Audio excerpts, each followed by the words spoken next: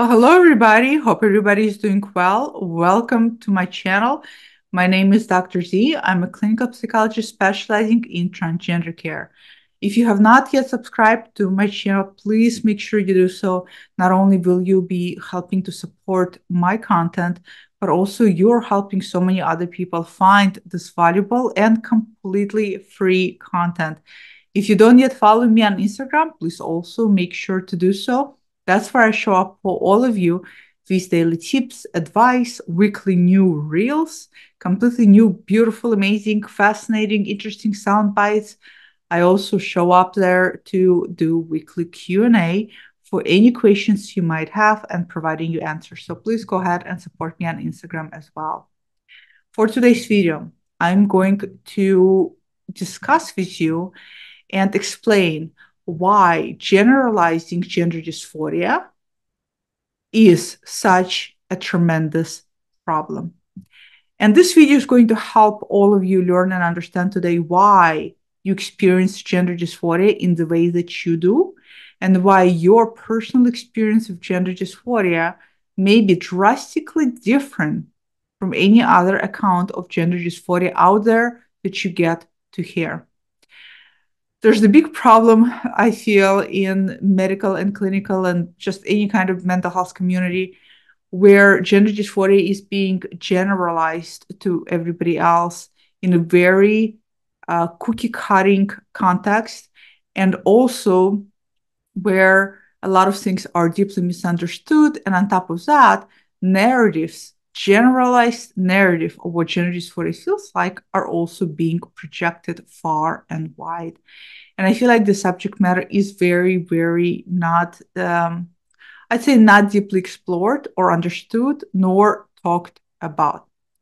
So this is going to be helpful for you regardless whether you are where you're at in terms of your gender evolution. Maybe you're just starting out, or you going through transition, or maybe you already transitioned. This is still going to be very, very helpful. So we'll be talking about two things today. One, we're going to be talking about gender dysphoria, which is psychological distress, which is absolutely medical condition. That's a distress you feel between incongruency you're experiencing between your gender assigned at birth and your true gender. And distress is bad enough where it starts interfering with your life, hence it becomes a medical condition. Now, it's really important to note, and I talk about this before in other videos, and I'm going to talk about it more, that gender dysphoria does not automatically equal a person is transgender. There are many, many, many, many routes that may lead to a person experience gender dysphoria. Cisgender people, for example, experience gender dysphoria. People with severe history of trauma may experience gender dysphoria. People who have body dysmorphia issues may experience gender dysphoria. It does not automatically mean they are transgender. Now, for a lot of people, it also does. So for the sake of today's discussion, I will be primarily talking about gender dysphoria, which stems from root cause of specifically gender identity. So keep that in mind. And we're going to be discussing the second thing, which is transgender identity. I'm using trans identity as a wide umbrella term. So if you are non-binary or genderqueer or demigender, you are under this big umbrella term. I'm using it for the sake of simplicity of discussion, in the sense of I can just go on and name every single trans identity out there. So transgender identity is not a medical condition. It is not a mental illness. It is not a diagnosis. It is not pathological. It is a natural unfoldment of human development. And for many of you, it does goes in being accompanied by medical condition gender dysphoria. This is why people say you don't need gender dysphoria to be trans, because it's an evolvement of identity. Now, here's the thing that you got to keep in mind about unfoldment of gender identity. You know how sexuality is natural unfoldment of one's sexual preferences? How some people are naturally inclined and interested in the same same gendered individuals, and others are not, and some just very pansexual. And you also know how, for some people, sometimes in some part of their lives, they may have been sexually attracted to one group of people, but as they got older, their sexuality has evolved. And as the process of the sexuality evolving, their preferences have evolved too. Well, that just shows you that sexuality, for example, is not fixed, right? Not for everybody. For some people, they might be attracted to the same gender throughout the duration of their lifetime. For others, it may fluctuate. For others, it might be more fluid, more interchangeable. Well, guess what? Gender identity is exactly the same thing. It is natural unfoldment. Many people just don't feel comfortable or don't identify with their gender assigned at birth. For a lot of people, it is fixed. For a lot of people, it is more mutable. And for a lot of people, it is much more fluid. So I want you to keep that in mind as we're discussing things today. And yes, for a lot of people, depending on what their identity is, it may also follow this medical condition, right? So keep that in mind as well. By medical condition, we're talking about gender dysphoria here. Now, you know how everybody says that gender dysphoria is this very strong distress and you don't feel comfortable with your primary, secondary sex characteristics and all of this. It's very classic DSM diagnosis, basically, right? And you really want to be opposite gender. And how for some people it doesn't quite click. They're still experiencing a lot of distress. They're still experiencing a lot of discomfort, but they may not necessarily have a lot of distress with primary or secondary characteristics. And so it becomes really confusing. I want you to imagine this. I want you to imagine your gender identity as a tree. The tree standing behind me. Represents gender identity. Now, your gender identity overall is how the tree presents itself, right? So when you look at the tree and you see a palm tree, that's one form of gender identity. When you look at the tree and you see oak tree, that's another form of gender identity. You can go so on and so on with different type of tree species, right? Underneath the soil, what we don't get to see are the roots that belong to the tree. And underneath the soil, what we also don't see are not only the roots from which gender identity and also potential experience of gender dysphoria stems from, but the roots also represent not only root of gender dysphoria, but it also represent other things you may struggle with on many, many levels. For example, it may represent if you struggle with any other mental health conditions. It may represent if you struggle with any other medical conditions. It may represent your personality type. Are you anxious prone? Are you depressive prone? Are you neurotic? It may represent your primary psychological function. Are you thinking type or are you feeling type?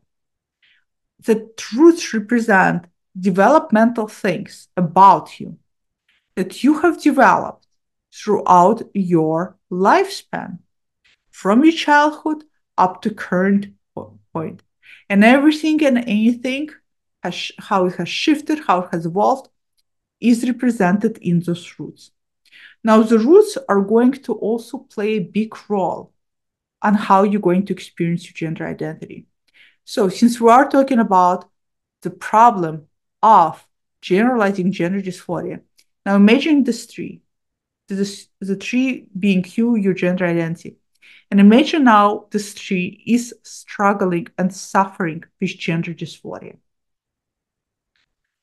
Well, depending on what's underneath the soil, it's going to play significant role how the tree is going to look on the outside. Is it going to look like it's well nourished? Is it going to look like it's healthy? Is it going to look like it's going to need water? Why? Because everybody's going to have different roots. Some of you may, for example, have part of your roots additional mental health diagnosis. That's going to affect how you're going to experience as a tree gender dysphoria. Somebody else, the other, the same tree standing next to you, has zero mental health diagnosis. And on the surface, that tree might look differently because guess what? It might actually be thriving because it doesn't have to also deal with mental health diagnosis of any kind. Somebody may have roots that are tied to some kind of disability. Now, your gender dysphoria is going to be affected by it, and it's going to look different than another tree standing next to you that doesn't have disability. Now, let's take it one step further.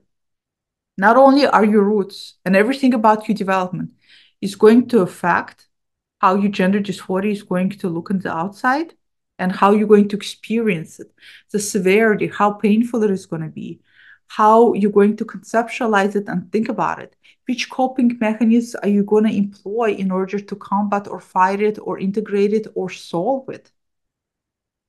And it's also going to include a lot of other psychological factors. Not only all of those play an important factor in what gender dysphoria is going to look like for you, but also how frequently you're going to be hit by it, how often it's going to strike, how long it's going to last when it actually affects you.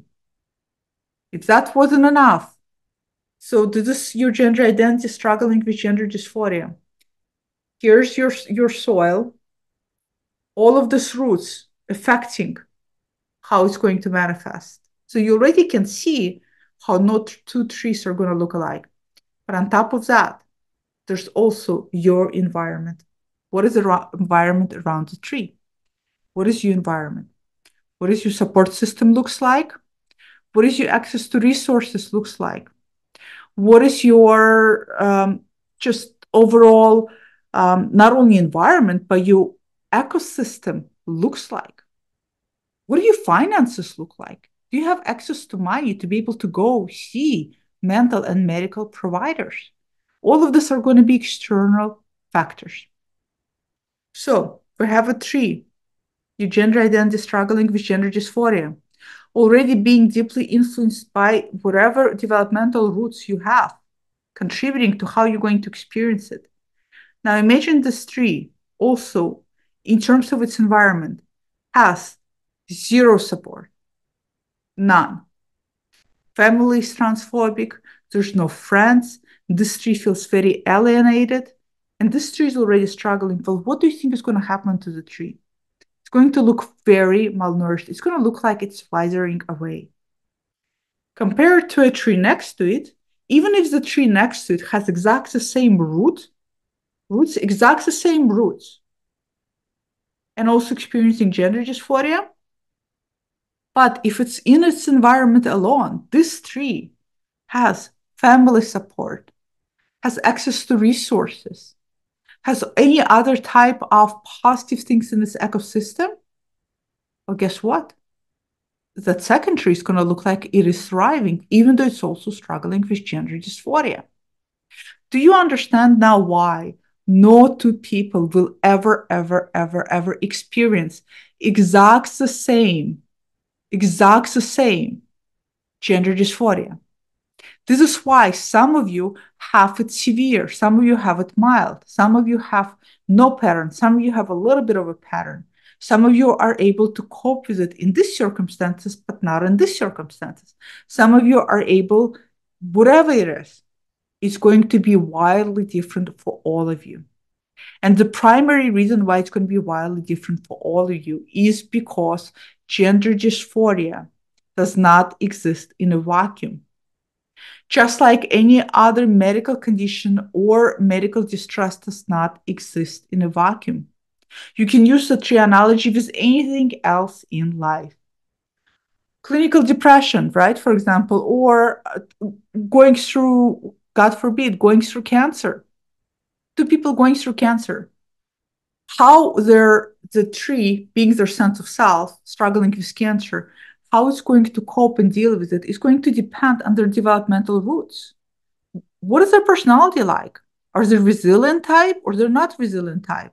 Are they depressive type and feel hopeless about the outcome and prognosis? Or are they neurotic type or optimistic type? On top of that, do they have good support systems that cheers them on and supports them and takes care of them? Versus another person going through exactly the same cancer with different roots and with different ecosystems. This is why understanding of not only person and their typology and their personality type and everything else about them developmentally, but also their environment plays a significant role in helping, helping and guiding people in the right direction. Because not only it's going to help you understand why you feel the way you do, it's going to help you strategize better on how to move forward based on all of those circumstances, right? If I'm talking to a person who, for example, has an ecosystem of incredible support and incredible access to resources versus the person who has no support whatsoever and no access to resources, I cannot give the same to people exact the same advice, can I? I cannot recommend for both of them to, for example, let's say the both want to go through gender transition. I cannot recommend both of them to start gender transition right now. Why? Because this person right here with access to resources and support is going to do really well. This person is going to struggle and most likely is going to give up and most likely is going to just stop their transition and lose any possibility of hope. Because this person right here needs to first and foremost try to build up some element of support system. And we need to figure out some basic resources, at least to get them started on hormones. This is why it is so, so important. Gender dysphoria is complex and it cannot be understood in generalized way. It cannot be understood as a cookie cutter template that is taken in terms of symptoms and then applied to another person without understanding who that person is. It has to be person specific and individual centric to each person because no two people are alike. This is the thing. This is why it is so, so crucial. You cannot, for the same reason, recommend the same type of treatment to two people because they are two different people. It has to be tailored to an individual. And when clinicians and everybody else generalizes, they make a mistake. They make a mistake and then people fall apart. And when all of you are listening to a lot of other people, trans people who have gone through their own gender experiences, and then you personalizing their experiences and think yours is going to be the same way, you're making an equal mistake. You cannot apply somebody else's experience, even though both of you may be identifying as trans. Yes, the uniting factor in both of you, for both of you, is your trans identity, but that's where it stops. Apart from both being trans, there's so many things wildly different about the two of you. And you can't just see what somebody else is doing and apply the same thing to yourself and hope to get exact the same results. It doesn't work like that. You have to set it up in alignment with so many other factors within yourself. What is underneath your soil? What are your roots? What is your developmental history? And what is above your soil? What is your environment? What is your ecosystem? This is very, very important. Yes, generalized conception ideas about gender dysphoria in DSM, for example, should be giving clinician a good starting point. It should be backbone. I always say it should be a backbone that you put on, but then you have to put the person on top of that backbone and you have to trace over that backbone all of these aspects about the person. When you trace everything about you as an individual, and your development and your psychology and your typology and everything in your environment, then you get a whole clear picture of how this particular person experiences gender dysphoria. What is the best course of treatment for them? What's going to be helpful? What's going to be detrimental? Okay. Think, for example, just typology alone. People tend to break down into thinking type and feeling type. I am, for example, very much thinking type. Now, thinking type does not mean you are smart or intelligent, has nothing to do with intelligence. Same thing, feeling type does not mean that you're dramatic. What it means is your primary function is either thinking or feeling. What does it mean? It means that when things happen in my life, or just generally speaking, I tend to primary process through my head. versus through feeling things first. So first I think about things, then I feel them. Feeling type first feels things versus thinking them. Here's an example. Car accident. Two people, one is the thinking type, one is the feeling type, got in the exact the same car accident. Thinking type, me, right? Calm. Okay, what do I need to do? Where's your insurance? No, I'm fine. No, I'm not in shock. Let me collect information. Thinking type, extreme thinking type in that case. Feelings completely detached from what just happened. Extreme feeling type falls apart, starts crying, has a hard time containing themselves. They're experiencing the trauma and the shock of the car accident. They can't even think clearly. They leave the car accident scene and they remember that they forgot to take somebody's information. Later on, they start sinking into their thinking, right? Later on, they're like, oh, I needed to do this and this. Thinking type later on gets hit by a wave of a shock. Two different typologies also matter when it comes to gender dysphoria. Because guess what? All of my clients who are thinking type run loops around them in their head, and they're so disconnected from their feelings that they're detached from their body. So my job is to move them closer to feeling type so they can start to feel. How do you feel about your body? It's like when a thinking type tells me, so many clients tell me, for example, well, you know what, Dr. Z, I do like it, for example, people who are assigned male at birth, but identify as trans women. You know what, Dr. Z, I enjoy feminizing, but you know what I discovered when I feminize? Guess what? I can also live my life as a man. So it's really not that much of a difference. Rationalizing. But when I ask them, but how do you feel when you feminize? Then they're like, oh, I do feel happier. Yes, you're not in touch with the feeling. Whereas the feeling type is so in their feeling, my job is to move them more into thinking because they're feeling so much everything at once, they're overwhelmed by their feeling. The feeling takes over their thinking function. That example alone just illuminates to you how important it is to understand and to take into consideration everything about person. All of you are incredibly, incredibly unique. I hate that word unique because I feel like it's so been abused by, oh, you're so special. I mean, unique in a sense of you all designed. Think about yourself as amazing, fantastic, complex design of a human being. All of you are designed in your own ways. All of you have your own distinct design and framework that is only specific to you. And that's why it's so important. And that's why it's such a big mistake when people generalize, because then they clump you with everybody else.